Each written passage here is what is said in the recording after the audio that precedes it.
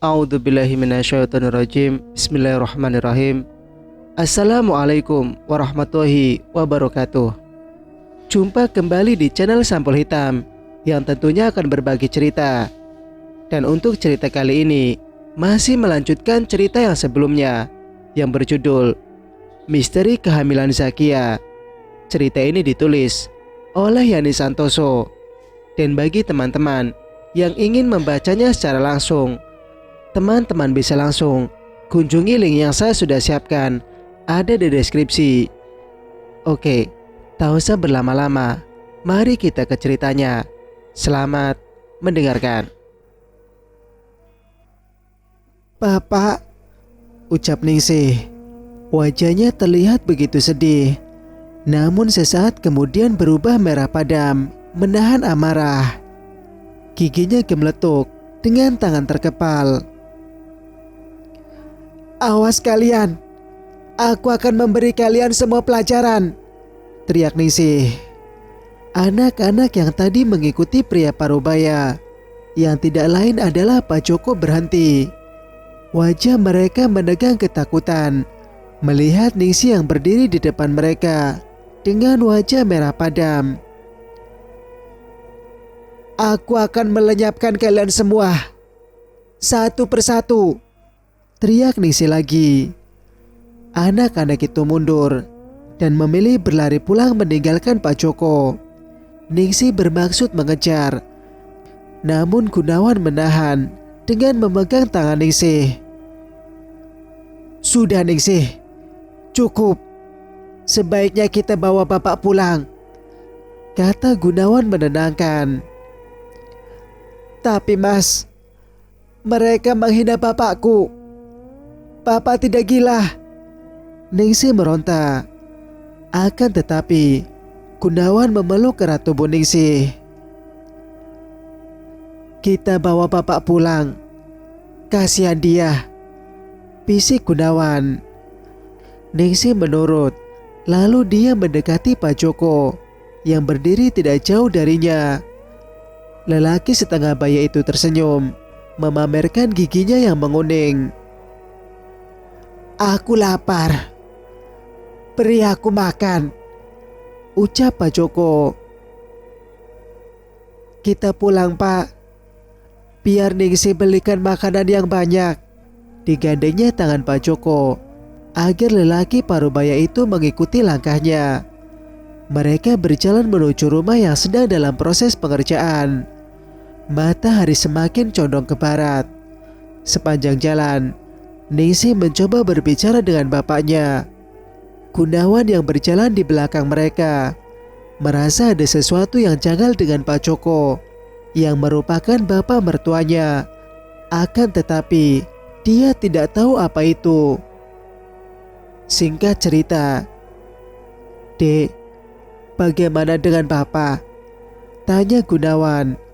Dia duduk bersandar di bantalan tempat tidur. Sementara Ningsih duduk di depan cermin sambil menyisir rambutnya. Papa sudah tenang setelah aku beri makan dan memandikannya. Lalu, Papa di mana sekarang? Selidik Gunawan. Papa di belakang, sedang tidur, jawab Ningsih. Di belakang, Gunawan mengernyit karena yang dia tahu, tidak ada ruangan yang bisa dipakai untuk tidur di rumah itu karena pengerjaannya belum selesai. Selain kamar yang ditempatinya, itu pun masih dengan kondisi seadanya. Iya mas, di belakang, di tempat biasa para tukang beristirahat, jelas Ningsih. Oh, di sana. Tapi, apa kamu yakin Papa akan baik-baik saja di sini? Gunawan masih merasa ragu dan bimbang untuk membiarkan Pak Joko tinggal bersamanya. Walaupun dia tahu kalau tanah yang dia tempati adalah milik mertuanya. Namun perasaan tidak nyaman dan ganjil setiap kali berhadapan dengan sang mertua membuatnya merasa tidak nyaman. Mas, Dia itu bapakku. Dan kita sudah membahas masalah ini sebelumnya, bukan? Kata Ningsih kukuh. Kenapa harus mempermasalahkan bapak sih, Mas? Apa kamu tidak melihat kondisinya sekarang? Tanya Ningsih lagi. Ningsih, aku hanya khawatir. Mas, panggil Ningsih yang sudah ada di sebelahnya. Baju tidur tipis yang dipakainya tersingkap hingga memperlihatkan pahanya yang mulus ketika dia mendekatkan tubuhnya. Melihat hal itu, darah Gunawan berdesir. Terlebih ketika aroma melati menusuk indera penciumannya. Kamu kenapa, Mas? Tanya Ningsih sambil bergelayut manja di lengan Gunawan. Tidak, Dek. Aku hanya... Gunawan menghentikan kalimatnya ketika jemari telunjuk Ningsih berada di bibirnya. Ketika jari telunjuk Ningsih berada di bibirnya, mengisyaratkan untuk tidak berbicara lagi. Kemudian, Ningsih mendekatkan wajahnya, membuat Gunawan menahan napas beberapa saat. Ketika dia merasa tangan Ningsih mulai menjelajahi tubuhnya dan membawanya menikmati malam yang terasa lebih pekat dan panjang. Dari belakang rumah, sayup-sayup terdengar Pak Joko menyanyikan tembang Lingsir Wengi, seakan mengiringi setiap gerakan dan tarikan napas Gunawan dan Ningsih di dalam kamar. Kedua sudut bibirnya melengkung, menyeringai. Singkat cerita, hari terasa berlalu begitu cepat. Pembangunan kembali bekas rumah Pak Joko yang dilakukan oleh Ningsih hampir selesai. Satu persatu perabotan mahal dan mewah pun sudah mulai mengisi rumah mewah tersebut. Rumah mewah bertingkat 2 dengan arsitektur modern terlihat begitu megah dan kontras jika dibandingkan dengan rumah yang ada di sekitarnya.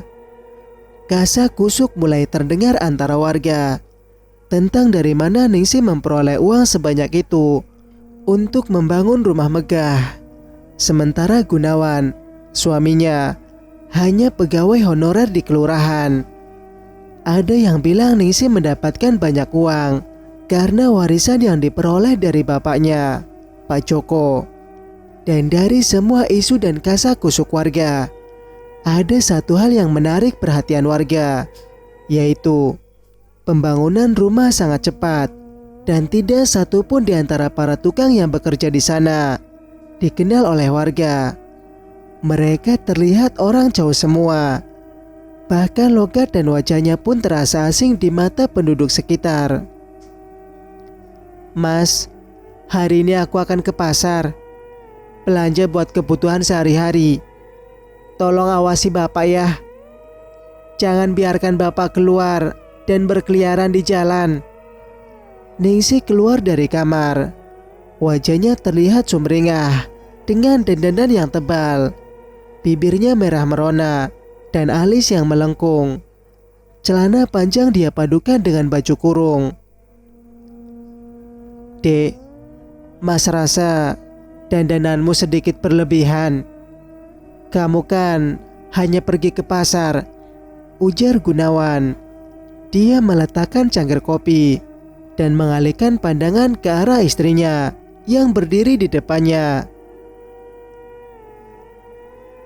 Kamu tahu apa, Mas, soal dandanan wanita? Ningsih menjawab ketus. Tapi kita sekarang tinggal di kampung, Dek. Mas, aku hanya ingin terlihat berbeda. Aku juga tidak ingin warga kampung di sini memandang rendah padaku hanya karena telah berhasil menyingkirkan Bapak. Ningsih berkata penuh penekanan. Apa yang akan kamu lakukan, Dek? Selidik Gunawan. Tidak ada. Aku tidak akan melakukan apa-apa, jawab Ningsih cepat sambil mengulas senyum. Sudah ya, Mas, aku berangkat dulu. Takut gak kebagian daging segar nanti. kata Ningsih berpamitan. Gunawan mengiringi istrinya di belakang dan berhenti di depan rumah, menunggu Andong yang akan membawanya ke pasar. "Mas, aku ingin membeli motor sendiri. Lihatlah, untuk ke pasar saja harus menunggu Andong lewat. Dan entah berapa lama aku harus menunggunya," gerutu Ningsih.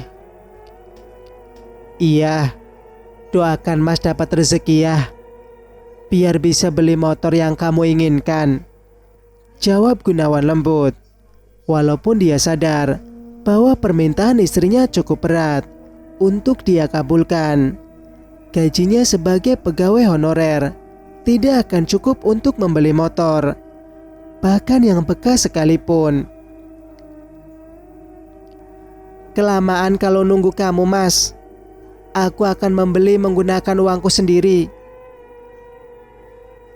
"Dek, tapi uang itu kan..." "Uangku kenapa, Mas? Toh sama saja kan. Yang penting uangnya masih laku," Ningsih bersikukuh. Gunawan terdiam. Dia tidak tahu harus berkata apa pada Ningsih. Terlebih dia sangat hafal bagaimana sifat istrinya, yang tidak bisa dilarang jika sudah mempunyai keinginan. Di saat yang sama, terdengar suara kaki kuda yang berjalan semakin mendekat ke arah mereka. "Dek, Andongnya sudah datang," kata Gunawan. Dia keluar dari halaman rumah untuk mencegat Andong. Ningsih dengan sigap naik. Di sana tampak beberapa tetangganya. Sepertinya juga akan berangkat ke pasar. Ketika Ningsih naik, mereka tersenyum lalu berbisik-bisik satu sama lain. Andong perlahan meninggalkan Gunawan dan hanya meninggalkan suara ketoplak sepatu kuda yang menggema di pagi itu. Hingga akhirnya suara itu tidak lagi terdengar. Gunawan bergegas masuk ke dalam rumah. Hal pertama yang akan dia lakukan adalah menuju ruangan yang ada di belakang rumah. Ruangan yang belum pernah dia masuki karena selalu dicegah oleh Ningsih dengan alasan ruangan itu belum selesai dan berdebu. Gunawan berjalan pelan menuju halaman belakang. Setelah memastikan Pak Joko yang berada di kamarnya masih tertidur lelap, Gunawan yakin papa mertuanya itu akan bangun setelah matahari berada di ubun-ubun. Dengan sangat pelan, Gunawan mendekati ruangan itu. Ruangan yang cukup besar, bahkan lebih besar dari kamar tidurnya. Dengan gemetar, tangannya memegang gagang pintu dan bermaksud untuk membukanya. Namun ternyata pintunya terkunci. Tidak menyerah, Gunawan kembali mencoba membukanya. Namun tetap tidak berhasil. Pintu itu sangat kokoh dan kuat. Sungguh aneh jika ruangan besar dengan pintu yang kokoh hanya akan dijadikan gudang, pikir Gunawan. Lalu dia memutar, berusaha mencari jendela atau lubang untuk mengintip ke dalam. Dan di bagian luar, Gunawan menemukan jendela yang tertutup rapat. Dari kaca jendela yang berwarna hitam, Gunawan melihat ke dalam, berusaha mencari tahu apa yang ada di dalam sana. Namun tidak terlihat apapun, karena selain menggunakan kaca berwarna hitam, juga ada gorden yang menghalangi pandangannya. Tiba-tiba Gunawan tersentak. Dia seperti melihat sebuah bayangan berkelebat di dalam ruangan. Bayangan itu bergerak sangat cepat. Dengan dada yang berdebar-debar, Gunawan mendekatkan matanya ke kaca, berharap bisa melihat lebih jelas apa yang baru saja bergerak tadi. Ruangan terlihat begitu gelap, namun ada sedikit cahaya yang menembus masuk melalui ventilasi yang ada di atas jendela, sehingga Gunawan bisa melihat dengan samar lewat kaca yang gordennya sedikit tersingkap. Dalam keremangan cahaya, Gunawan melihat seorang duduk di atas sana. Bukan duduk, namun lebih tepatnya terpasung. Darahnya berdesir ketika sosok yang terpasung di dalam ruangan itu menoleh ke arahnya. Jantungnya seakan melompat keluar dengan napas yang memburu. Gunawan mundur, mencoba menenangkan dirinya sendiri. Namun belum hilang rasa keterkejutannya. Sebuah suara mengagetkannya untuk kesekian kalinya.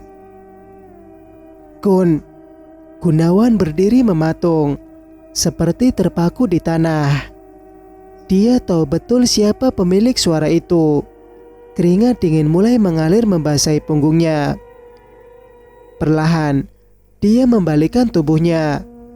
Di depan sana, Pak Joko menatap ke arahnya dengan pandangan tidak suka. "Bapak," panggil Gunawan lirih. Susah payah dia berusaha mengatur napasnya agar kembali tenang.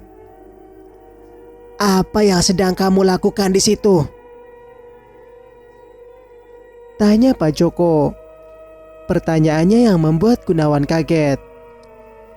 Pertanyaan Pak Joko terdengar seperti pertanyaan orang normal. Ini Pak, sedang mencari sapu. Saya ingin membersihkan rumah dan halaman. Mumpung tidak ada kerjaan." Gunawan berkata setenang mungkin, walau dia sedikit gugup. "Pergi dari situ," perintah Pak Joko. Sesaat, lelaki parubaya itu menatap ke arah Gunawan. Setelah memastikan Gunawan pergi, dia pun berlalu dari tempat itu. Buru-buru Gunawan berjalan menuju ke dalam kamarnya, mengambil segelas air putih dan meneguknya hingga habis dalam sekali teguk. Apa itu tadi? Apakah aku salah lihat? Tapi kenapa dia ada di sana? Gunawan bergumam. Dia mengusap wajahnya beberapa kali, lalu menggelengkan kepala. "Tidak, aku tidak salah lihat," bisik Gunawan lagi, sambil kembali menuangkan segelas air putih. Sementara di tempat lain, "Stop depan Pak," pinta Ningsih pada kusir Andong. "Tapi pasarnya masih jauh Mbak," kata kusir Andong. "Saya tidak jadi ke pasar," jawab Ningsih. Andong berhenti. Setelah membayar, Ningsih buru-buru turun. Setelah memastikan Andong berjalan cukup jauh, Ningsih berjalan melewati padang rumput menuju sebuah gubuk kecil yang berada di balik rimbun pepohonan. Ningsih berjongkok. Dia membersihkan rumput yang ada di bawahnya. Dipegangnya sebuah batu nisan yang ada di sana. Lirih dia berkata, "Jangan khawatir, aku akan membalaskan dendammu." Fatma, nama yang tertulis di batu nisan tersebut. Walau tulisannya sudah pudar, namun masih bisa terbaca. "Maafkan aku, Bu. Baru datang sekarang karena menunggu waktu yang tepat. Tapi aku janji, setelah ini aku akan membuat perhitungan dengan mereka yang telah membuatmu celaka, Bu. Aku berjanji." Diambilnya kendi yang ada di sebelahnya, lalu menuangkan isinya di atas gundukan tanah, yang ternyata adalah sebuah kuburan. Lalu Ningsih meraih bungkusan yang ada di dalam tasnya. Bunga rampai yang dia bawa dari rumah, dia taburkan. Ningsih perlahan berdiri. Dikibasnya perdu yang menempel di bajunya. Sebelum pergi, Ningsih kembali berjongkok untuk mengambil sesuatu. Segenggam tanah kuburan, dia masukkan ke dalam kantong plastik yang sudah disiapkan sebelumnya. Ningsih berjalan tergesa meninggalkan kebun kosong tersebut. Setelah menyeberang tanah lapang, Dia sampai di jalan utama. Dia sampai di jalan utama. Tanpa terasa, sudah setengah hari dia menghabiskan waktu di sana. Matahari begitu terik tepat di atas ubun-ubun. Ningsih berjalan kembali menuju rumah karena tidak mungkin ada andong yang lewat. Wanita itu terlihat senyum sendiri sepanjang jalan. Wajahnya terlihat bahagia. Sampai di jalan kampung, suasana tidak jauh berbeda, sepi. Orang-orang lebih memilih untuk menghabiskan waktu berada di dalam rumah atau lesehan di balik daripada berkeliaran di luar. Ningsih kembali tersenyum ketika melihat rumah yang ada di depannya. Perlahan, tangannya mengambil plastik berisi tanah kuburan yang tadi dia ambil, lalu menebarkan isinya di salah satu rumah yang dia lewati. Ketika sudah berada agak jauh, Ningsih kembali menoleh ke arah rumah tersebut. Lalu dia menyeringai. Cerita pun bersambung. Jika kalian suka dengan ceritanya, jangan lupa untuk like. Dan bagi yang belum bergabung, silakan untuk subscribe channel ini agar bisa mendengarkan cerita-cerita berikutnya. Wassalamualaikum warahmatullahi wabarakatuh.